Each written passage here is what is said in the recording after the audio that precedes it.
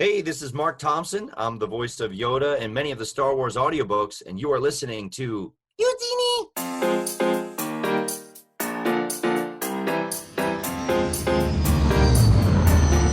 This is the Living Force Podcast. May the Force be with you. A Utini.com production. We need you to bring the Jedi back because Kylo Ren is strong with the dark side of the Force. Episode 31, interview with Rebecca Roanhorse. I'm a big deal in the Resistance. On this episode, the Utini team talks with author Rebecca Roanhorse about her novel, Star Wars Resistance Reborn. And now, here are your hosts. Look who it is! Dr. Corey Helton and Eric Eilerson. So who talks first? You talk first? I talk first. We're going to jump right in with episode 31 of the Living Force Podcast. Hello, everyone.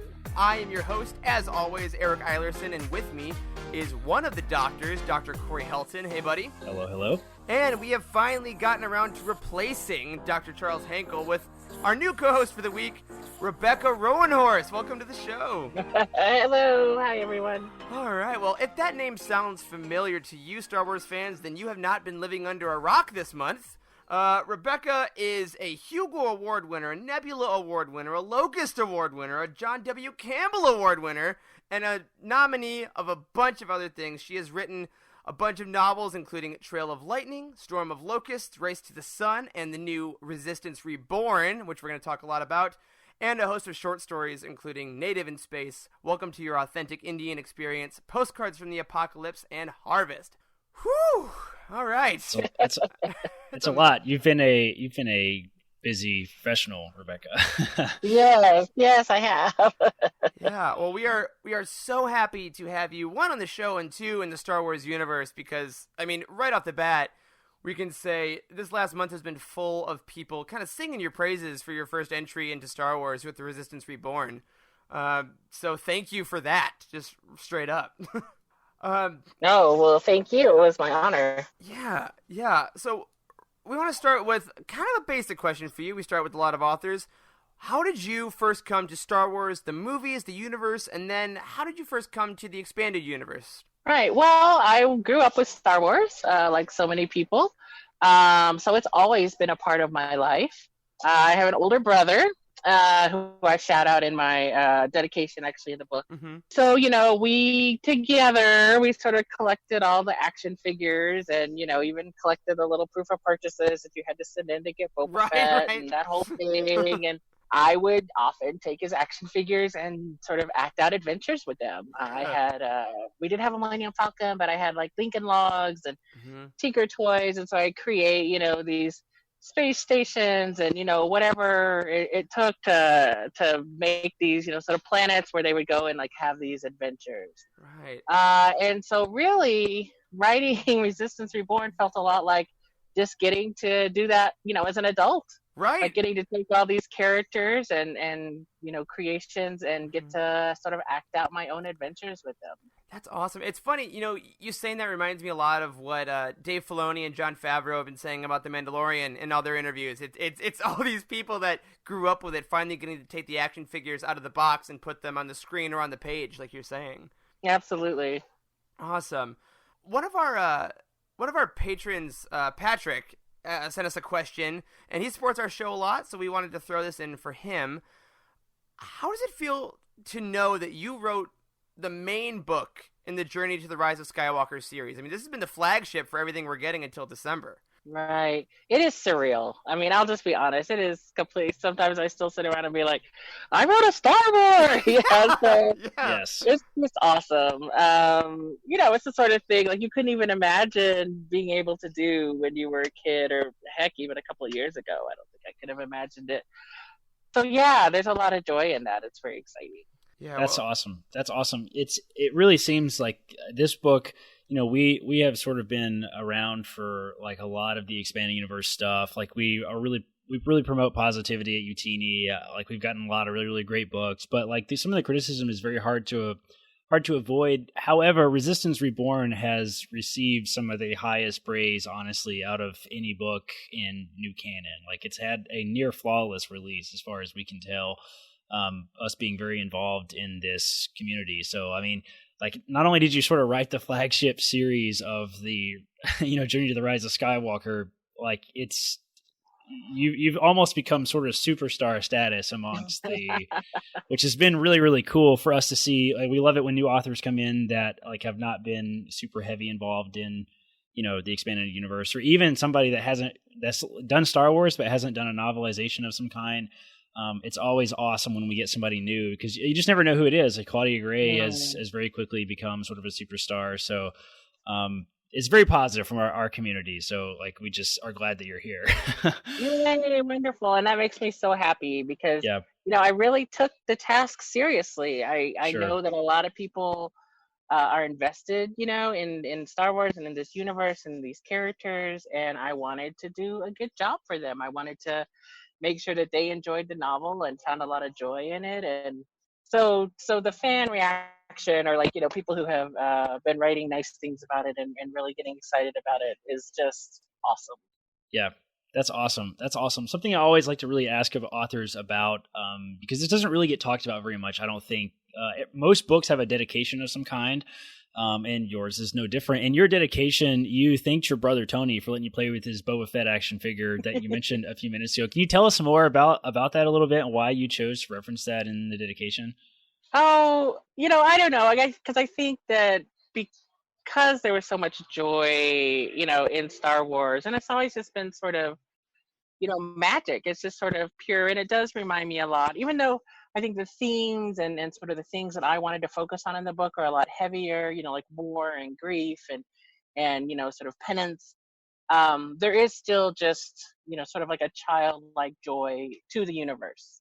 And so, yeah, and my brother, we did that together as kids. So I just wanted, to shout him out for that. And he's thrilled. He's really excited. So Yeah, that's awesome. Has he read it? Has you get him to read it yet? he has it. I don't know if he's read it yet. He's a busy guy, but I'm sure I'll hear back. Yeah. That's awesome. I mean, and whenever you can kind of just share those creative moments with family or friends that have kind of been with you since literally the start of it all, I bet that's really, really fun and awesome. Yeah, it is. He can't believe it either. Right. Like, I bet not. Read a Star Wars? No, I don't believe you. Yeah, so it's cool. Well, I'm going to go off script here for a second, Corey, and say, speaking of that, when you found out you got the gig, right? I'm sure there's rules as who you could tell and all that stuff, because they do love their secrets at Lucasfilm. Yeah. Who was the first person that got the call? I think it might have been my brother. Yeah, and I had to like swear him to secrecy, right? Right. So yeah, I think that's probably about it. I did reach out to, like, even before I accepted the gig, I reached out to like Daniel Older, and then later Delilah Dawson, and just to sort of get Daniel's a friend. I've known him for a while, and just sort of to get their feedback or their take, on how to approach this and what to expect, and so he knew, but probably Daniel and my brother. That's about it for probably the first 6 months. That's awesome. That's awesome. You're name dropping a lot of really big folks in our community that we've had Delilah Dawson on the show. She's sort of a friend of the show. We got to get Daniel on there, Eric. When that Luminous news drops, you better believe we're going to try to get Daniel on this show. That's right. He's that's great. right. That's right. Rebecca, going off script even more, can you tell us a little bit more about how did you get here? I mean, you're a new author to Star Wars, but you've been around for a while. You got a lot of really successful works. How did you get to this point? Like, were you just minding your own business one day and you got a call? I mean, how did that? Yeah, I haven't been around that long, actually. My first novel came out last year. Okay. So yeah, I had a short story the year before that, which picked up the Hugo and the Nebula, and I got a lot of good feedback. But yeah, so when A Certain Point of View came out, I was really excited. That's the anthology of all the short stories by contemporary sci-fi writers and stuff. Their take on Star Wars, like short stories in the Star Wars universe. And so I thought that was really cool. And I know there's a lot of native influence in Star Wars, everything from Leia's hair to the Ewoks, or inspired by the Miwok tribe of Northern California. Leia speaks Navajo when she goes to Jabba the Hutt's lair. So all these sort of native influences are in there. And so I was like we should let, a native author write Star Wars. Yeah. And I wasn't thinking of myself personally. I was just thinking anybody. It would just be cool. I'd love to see that sort of dialogue. Sure. And so I had this whole long thread on Twitter, like, let a native writer write Star Wars. Here's all these cool influences, and here's like native visual artists who have, put Star Wars into their, like, I don't know, AT-ATs on the res, that sort of thing. Mm-hmm. And then some other awesome Star Wars authors, like E.K. Johnson picked it up, and we're like, yeah, let a native write Star Wars. Although what they started to do was say, like, let Rebecca write Star Wars. And I was like, what? Okay. Sure. I mean, yeah, just yeah, right.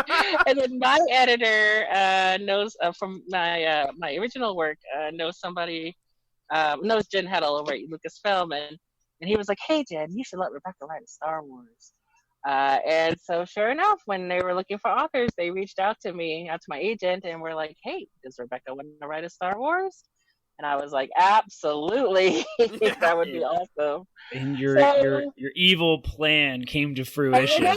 I didn't even meet. I was just kidding. So, but I mean, I'm sure there's a lot of other factors that go into that. But yeah, it was pretty cool. You never know what could happen. Absolutely. Well, and that's awesome that you mentioned, again, getting more native people to write stories that have so many influences from them. And in recent years, it seems like there's been a lot more diversity in Star Wars authors and literature in general. Like you mentioned Daniel or earlier, some authors. In your acknowledgments, you specifically thank your nerds, which is your indigenous nerds. You said, I see you and I love you all. I'm sure they felt it. So what do you think that this increasing variety of backgrounds and voices in the literature community of Star Wars says about the future of the whole franchise going forward? Oh, well, I think it's pretty exciting. I mean, I think that everyone has sort of a narrative voice, and you bring your own experiences and your own sort of life to a story anytime you write a story. And so the more sort of variety of people you have writing it, I think the more exciting it's going to be, because they're going to bring different perspectives and different experiences. And so I felt like I could really bring, for better or worse, sort of trauma to the Star Wars story, and resistance, and what that's like. And so, yeah, I think it's great. I think there's a whole new generation that's growing up with it. Like on the Navajo Nation, they've actually translated Star Wars into Navajo. Wow, so you can watch the movie and you can listen to it in Navajo. You can find some clips like on YouTube and stuff. It's kind of awesome. That's interesting. Yeah, so there's a huge, like, everyone, I mean, your Star Wars crosses, sort of age groups and ethnicities and all of that sort of stuff. So there are a ton of native fans of Star Wars. So yeah, I'm just happy to be able to be part of that world. I love it. And it's, it's interesting you say that with, people bringing their own experiences, their own voices. When Delilah Dawson was on, she talked, honestly, a lot about trauma as well, which is such a big feature in Black Spire. Like all our new novels seem to be having these voices and these points of view that we didn't necessarily have for quite a few decades of good work, absolutely. But it's fun that each book now is a little more individual going forward, and we love that. Yeah. Now, you mentioned your first novel that came out, which is Trail of Lightning, which is a spectacular book. If you haven't read that, go for it.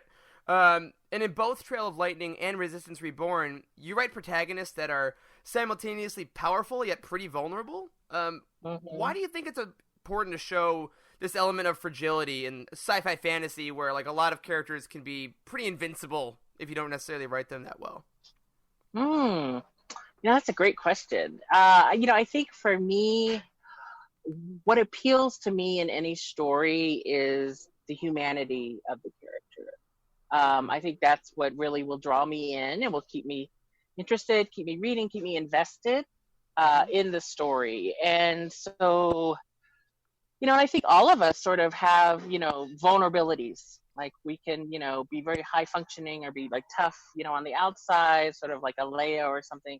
And then carrying all this sort of secret grief or trauma from our past or whatever that is. And it doesn't make you any less of a hero. It doesn't make you any less of a person. And so I don't know, I guess those themes are really important to me.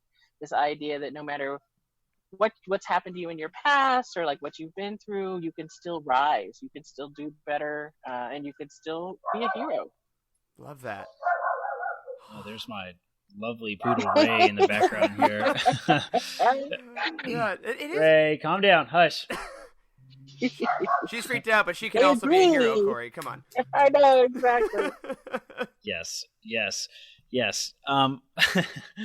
She's probably sees the mailman. That's what she does.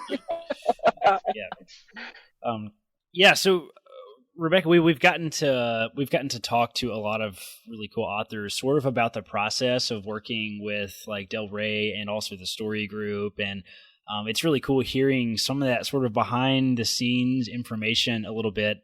Your book is very, very unique to the expanded universe because you wrote like main character stuff, like a direct sequel to The Last Jedi, and what we're at Utini are calling like a must-read book before seeing like The Rise of Skywalker. Can you tell us a little about how that came to be? How did you end up writing this story as opposed to something completely independent and had nothing to do with the main characters? Like, I'm very interested to hear sort of what the process of getting to write like film characters has been like, because we've really not seen that very much at all in the expanded universe. Yeah. So, well, when they, asked if I wanted to do it, they were like, here's the characters we want you to focus on, and here, of course, there's the characters that we don't want you to focus on. Like, I think most people will notice that there's not a lot of Rey in this book, and that's on purpose. She is being saved for the movie, I think. And so, here's sort of the themes we want to see you discuss. And here's a couple of paragraphs about some ideas, about, what we want. Go for it. Sure. And Wow. so, yeah, it's surprisingly open. Like, they really do give you a lot of creative freedom, or, they did for me. They said, here's sort of what we want you to do, but how you do it and who you all include beyond, these sort of key characters we want to make sure we bring back is really up to you. So that's sort of the process. This was the book they needed right now, so somebody was going to write it. Sure, absolutely. We definitely, after reading it, I can say we needed it. Yes. Yes. I need more of it. If you can just like hook an IV line just directly up to my veins, and just give me more, please, of Poe. Awesome, right? Yeah, that's kind of a good transition into. Like, I'm very interested to hear if this was your idea, because we've seen Poe sort of play second or third fiddle a lot in the film so far. Did you have the creative choice? Like, was it your idea to make him sort of almost the protagonist of the book? No, that was theirs. They said okay. This is a Poe book. Okay. We want you to focus on Poe. Yeah. Yeah, well, he was definitely front and center in this book, and it was excellent. Really getting to see that sort of you really captured his sort of movement into leadership incredibly, incredibly well. Oh, thank you. Yeah, and that hair. I mean, come on. Oh. Yeah.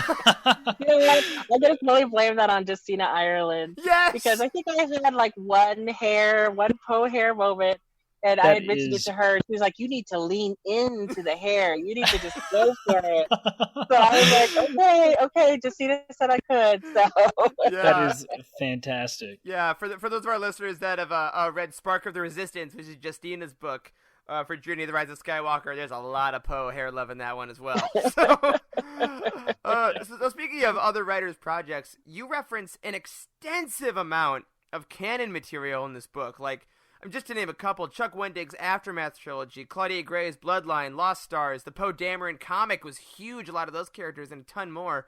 And a lot of our patrons and fans were very curious about the research aspect of this, right? So who are some of your favorite additions from other, specifically like novel or comic material to add or write? And which of the novels or comics was like your favorite to read or to dive in and research? Yeah, so yes, I did a ton of research because, like I said, I wanted to do it right. I wanted to get it right.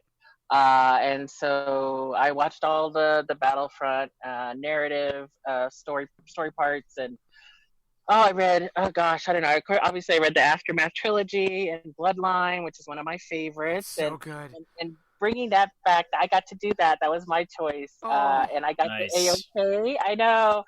I was very excited because I didn't want to see that particular character go away either. I was like, but I need to know. I was, sorry to interrupt you. I was lucky enough to get an early copy of this book but with the embargo on it. And when I read the page where you brought that character back, and I had no one to talk to about it, Yes, it was yeah. wild.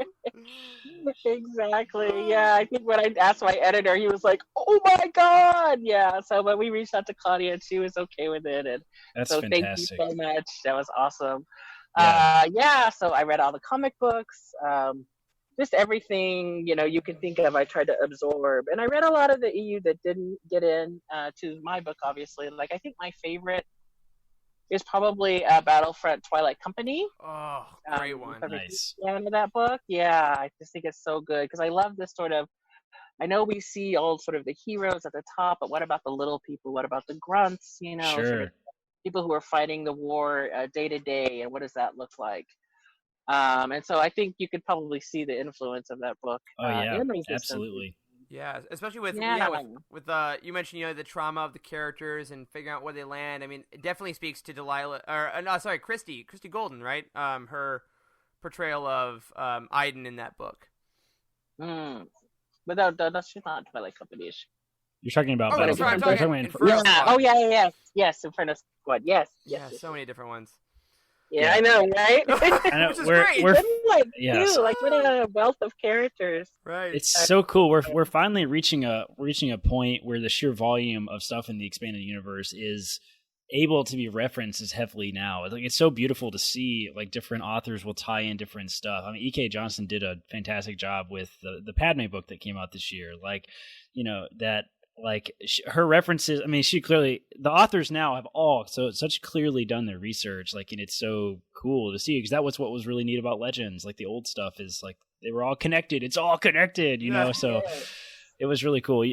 Excellent connections to the existing canon stuff in this book. It was fantastic. I'm very interested to hear, like, what sort of challenges you face in writing almost a prequel to an upcoming film. Like, how did you prepare for that? Like, were there any sort of plot points that you had to maybe get like an inside look to so you didn't accidentally mess anything up? I mean, how did that work?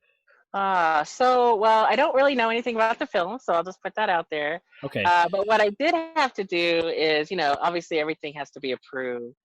So once they sort of gave me the okay to come up with a story, I wrote probably like a 15-page outline, and everyone at Lucasfilm had to approve it, and everyone at Del Rey, and I believe that J.J. Abrams himself had to approve it. Interesting. No big deal. No big deal. I know, right? When you get like a note from J.J. Abrams, you're like, oh, and his note was like, don't do that, right? So it was like, oh. I shot that today. You can't. Exactly. So there was definitely like sometimes I would get some pushback from Lucasfilm folks, like, "Hey, we can't do this," or "Oh, you need to lean into this," or something like that, to sort of support what's coming next. But as far as details are concerned, no. It was very much a need to know sort of thing, and sure, they decided I did not need to know. Nice. Well, you'll find out with the rest of us, I'm sure, quite a few times. Exactly. I'm very excited. Yeah. Yeah. So we would be remiss to ask, what are your plans for watching The Rise of Skywalker? You got tickets? You got a group? Like?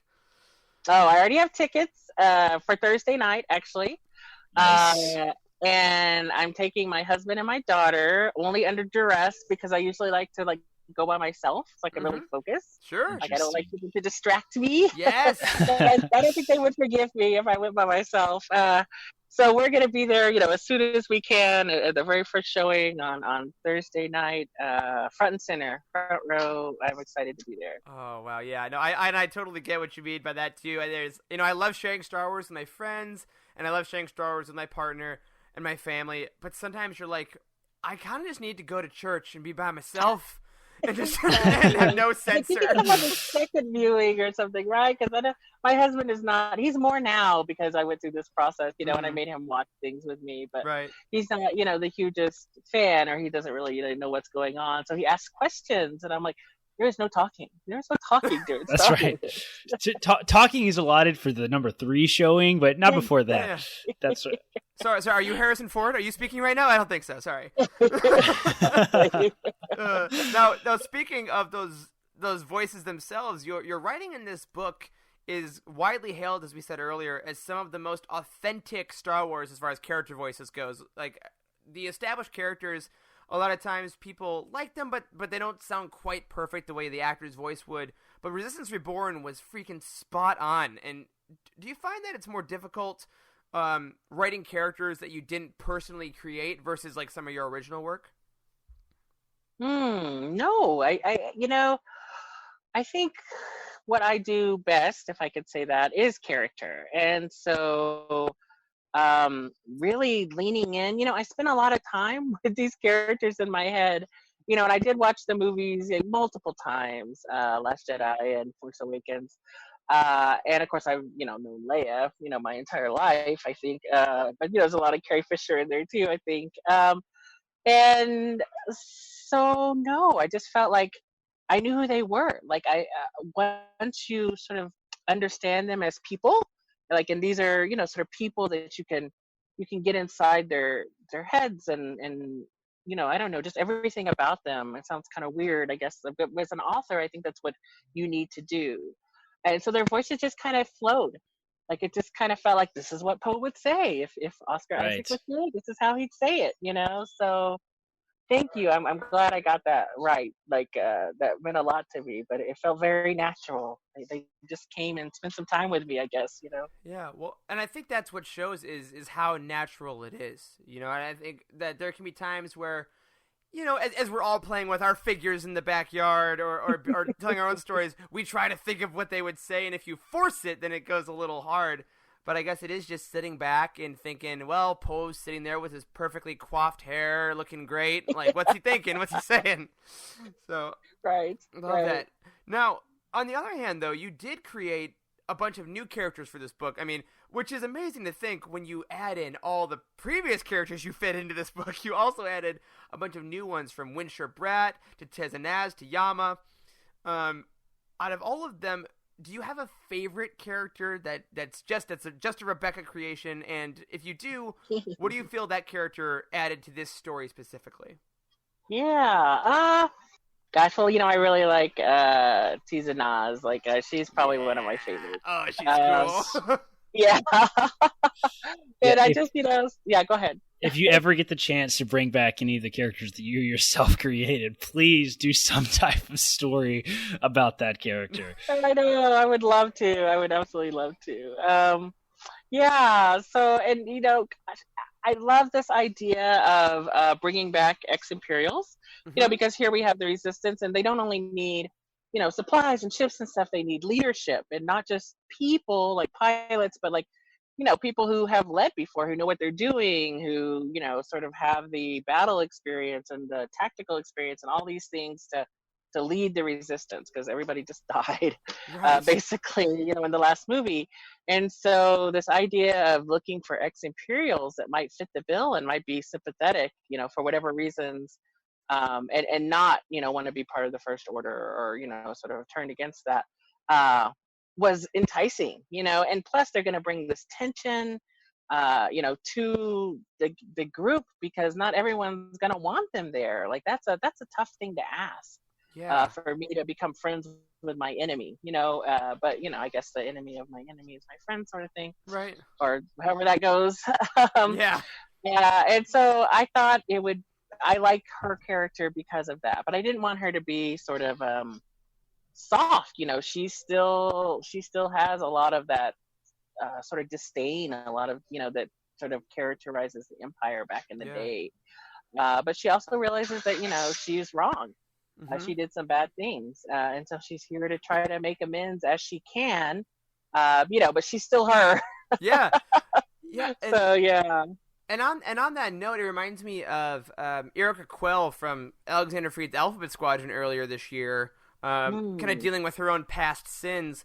So I want to ask, in this book, is kind of that element of accepting people despite the bad decisions they made, and what is the limit of forgiveness? And especially in the world we live in now, there's a lot of people kind of reckoning with their past or things they've done that are wrong. What do you think that this book, maybe, or Star Wars as a whole, has to say about kind of how much can you forgive and how can you work with people that have wronged you in the past? Yeah. I don't know. I mean, I know a lot of people are really interested in redemption and all of that, and I have no insight. I have no idea what's going to happen with that.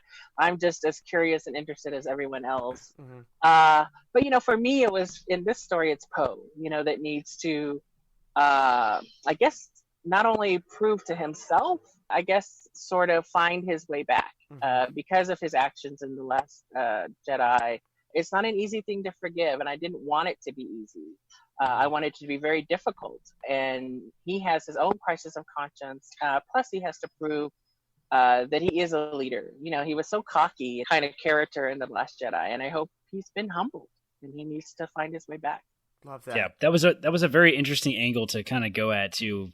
That like we were all totally on board with, is that it didn't really it never had occurred to me watching The Last Jedi, and like in the aftermath of that, like Poe was sort of, there's that scene in Last Jedi where Leia sort of steps back and is like, "What are y'all looking at me for?" And like they're like, she's like, "Follow Poe," right? And it just Poe, it just kind of occurred to me that Poe is he's the leader now, and that's how people look at him. It never really occurred to me that he might like truly struggle with the fact that he almost screwed everything up. I love that he called it a mutiny, because that is in fact what it was in your book. Yeah, absolutely, right?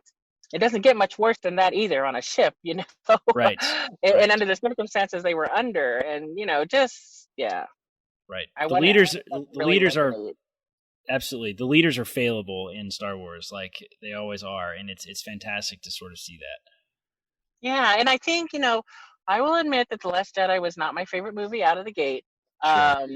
But I think since I've watched it so many times, and I've really gotten to understand sort of what it's trying to do to interrogate our heroes, and to really, show their fallibility. And they gave, Poe this great sort of arc, I think, in that movie. And that's pretty exciting. You don't get a lot of that in science fiction movies always, because I think we were talking earlier about this sort of heroes and trying to understand what makes a hero. And I love this idea that a hero isn't perfect.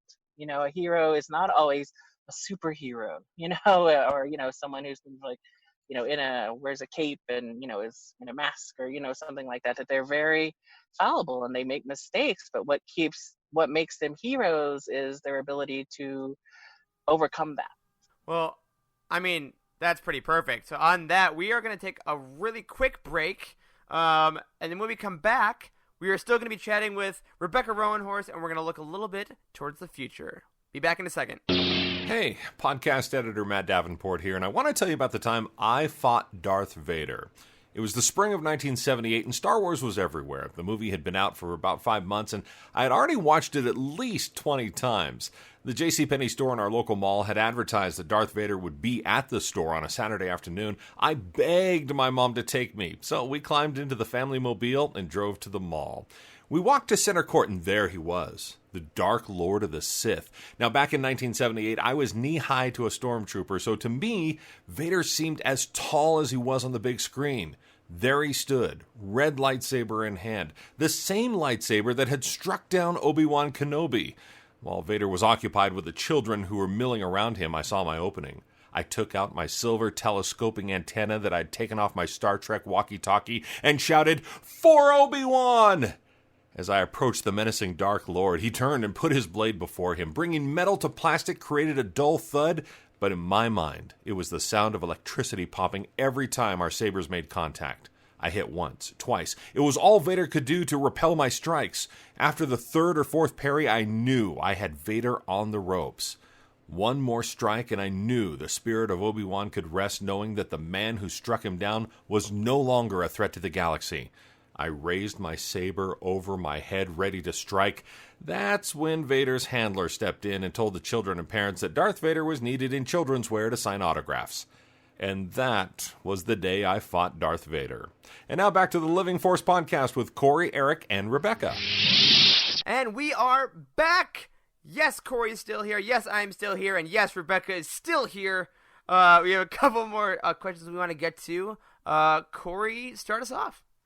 Yes, yeah. So earlier, we talked about sort of your award-winning short stories in the novel that you wrote last year. So you're going to be diving into that medium again with a Clone Wars anthology book. Is that correct? That's right. Yes. Can you tell us a little bit more about that project for listeners that don't know much about that? I don't think we know much about that in general, just that it's been announced. So, don't reveal anything you can't reveal. I probably can't say much, but I can tell you that it is a middle grade. So it's made for kids, age 12 years old. And it's really an anthology to introduce them to the Clone Wars era because, that's something that they probably don't know much about. And so I get to write a short story. I think every author is focusing on a particular character from the era. And I get to write a Darth Maul short story. Ooh, awesome. That's fantastic. I saw some. That's fantastic. I saw some stats on Disney Plus this week. I don't know if it was like for international or what it was, but something about the Clone Wars TV show is very, very high in the list of like stuff that's been watched on Disney Plus, like in the first week. So that'll be very, very cool. I get a lot of questions. I think I get more questions about sort of Star Wars Rebels and the Clone Wars, like from my coworkers and people in my life that know I'm a big Star Wars fan. Like, I think I get more questions about those than really anything else. They never ask what books should they read. They're always like, "Tell me about the Clone Wars." Right, yeah. Yeah, that's awesome. Did you have like previous history with that type of like style of book that made you sort of that drew you to that project? Oh, for the anthology? Yeah. For the kids' anthology? No, well, yeah, I've actually, well, how do I say that? I have written a number of short stories for a number of anthologies. This year alone, I had 2 short stories in anthologies, completely unrelated to Star Wars. Both of them sort of contemporary retellings of traditional native stories. One sort of a cyberpunk version, and one's sort of a serial killer version. Awesome. So yeah, and then I have a couple of other ones coming out next year. So I do enjoy the short story format. It's a very different endeavor than writing a novel, but it's a lot of fun. And for something, like Darth Maul, I get to explore that character a little bit in a way that's, appropriate for 8 to 12-year-olds, but still, I'm going to have a lot of fun with it. Absolutely. That's awesome. Yeah. We got a lot of really great Clone Wars era like stuff in the expanded universe this year. I mean, there was like a huge push to dive back into that sort of, quote unquote new era for, Disney, since that's where we've been such in this new era for all this time. So getting to go back to the Clone Wars was really, really awesome. Is there another era that you would particularly like to write in, maybe? No, not off the top of my head. Gosh, we'll see. I'm pretty excited about, this one, even though it's a very small story, because it's very rich. There's a lot going on. But no, I don't know. Maybe some more Clone Wars. There we go. Yeah. That'd be cool if we do that. Absolutely. Yeah. Well, if we have anything to say about it, we'll get quite a few more projects from you in the coming years. We definitely hope, of all different eras.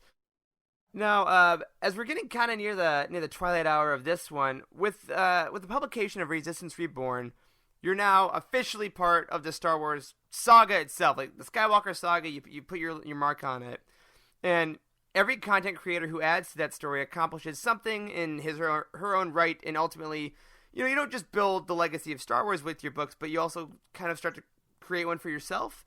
So we always like to kind of end on the idea of legacy. So in this initial entry / all the future entries you may put into Star Wars, what is the legacy you would hope to leave as a Star Wars writer? Oh, gosh. Well, one thing I can say this is, we talked a little bit about the native influence in Star Wars. My character, Peso Agoyo, and his sister, Agoyo is a Tewa word for star. And Oh. my mother is from Okewenge Pueblo, and our traditional language is Tewa. Mhm. And so I did put a little native back in Star Wars. Yeah. But clearly, there's no natives in the galaxy. It's not a 1-to-1 comparison, but I did sneak a little Goyo in there. That's awesome. That's awesome. Literally putting the history of your own family and people into this giant universe. That's forever. It's in print. That's it. Yes, exactly, right? And I know other authors have done it. Like I've read stuff like, oh, this was my wife's name, I just spelled it backwards, or this is my child, Nice. or Right. things like that. So I was like, well, I might do a little of that myself. Nice, Yeah, nice. Excellent work. Delilah Dawson said a lot about that on Twitter, I think. She went through a thread of, like, friends and coworkers and things that she's, like, sneaks into all of her books. Yeah, she told us that she had let her kids name some goofy creatures that were in Blackspire, I think, and that was really fun to hear her talk about. Yeah, definitely. Oh, yeah. Yeah, and there's other Tewa things too, but I won't, just little things that I use to influence names. Well, yeah. that's fantastic, and I hope that, as time goes on, more people can feel that kind of same freedom and excitement to put more of themselves into these books, because as the proof shows, it makes them better, it makes the voices more authentic and fun, and we seriously can't wait to read any more. Oh, wonderful. Thank you. All right. Now, before we let you get out of here, we want to give you a chance. Where can all of our listeners find you online? So as websites, socials, upcoming projects you're really excited about. The floor is yours. Okay, well, you can find me at RebeccaRoanhorse.com. That's easy enough. And I'm on Twitter at RoanhorseBex, BEX, where I spend way too much time. God, preach. I know, right? I have a couple of new projects. They're coming in January. I have a middle grade book, so that's 8 to 12-year-olds again, called Race to the Sun, which is about a Navajo girl who has to follow in the footsteps of the hero twins, which are traditional Navajo characters, to sort of save her family. So that's sort of a fun, fast-paced adventure for everyone sort of thing. And then in the fall of next year, I have an epic fantasy coming out, and I'm really excited about that one. That's going to be sort of Indigenous Americas inspired epic fantasy, a little bit Game of Thronesy, so Nice. politics and stuff like that. Yeah. But with my own spin on it. Spectacular. Well, keep an eye out for those, all of our friends, especially if you got some little ones for that first one. Pick that up, and then next year, that anthology book is going to come, I swear, faster than we know. Because these, in the content wars we have now, the months are screaming by. So we absolutely can't wait. They really are. Well, Rebecca, thank you so much for coming on the show. It was an absolute pleasure to talk with you. We all really, really loved your book. I think Star Wars fans in general have really had nothing but positive things to say about it. Like, I know I keep harping on this, but it's so great to get new authors that really just knock it out of the park, and we think you really did. And it's been an absolute pleasure to chat with you about the book. Well, thank you for having me, and thanks for all the great questions. Oh my God, of course. And on that, my friends, my listeners, that will do it for this week's episode of The Living Force. If you are new to the show, don't forget to subscribe to us wherever you get your podcasts, and tune in every week to hear mostly just us at UTini, but sometimes authors like Rebecca Roanhorse talk about the Star Wars EU. Go ahead, leave us a review on iTunes to help people find us, and head over to utini.com for reviews, articles, and comprehensive book profiles on every single story in the Star Wars galaxy. If you've already finished the spectacular Resistance Reborn, go check out Force Collector, which just released this last Tuesday, as well as a host of comics and reference books you can find over at Utini on our release schedule. If you're looking to buy these books and want to help support us on the show, look up your book on Utini, click the Amazon link, and we'll get a few cents to help keep our lights on. If you'd like to help us out more directly, you can find us on patreon.com/Utini or on TeePublic, where we got a few shirts. Special thank you to Adam Dyson in our Alliance High Command, Patrick Ortiz in our Jedi High Council. You guys are fantastic. And if you want your thoughts on this show, you can email us, you can tweet at us, you can join our Discord. It is all there. Find us on Twitter. I'm at Eric Eilerson, Corey is at Doc Star Wars MD, and Rebecca is at Roanhorse Bex. Special thank you to Matt Davenport, our amazing editor, Freddie, our producer, and Wes, our community manager. Thank you finally to Corey and Rebecca for podcasting with me today. And as always, may the Force be with you.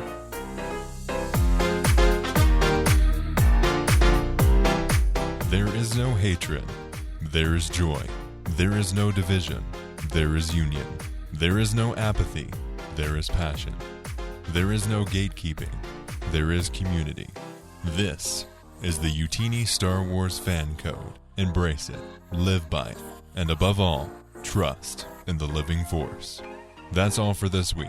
Join our community and surround yourself with like-minded fans by visiting us online at utini.com. Until next time, may the Force be with you.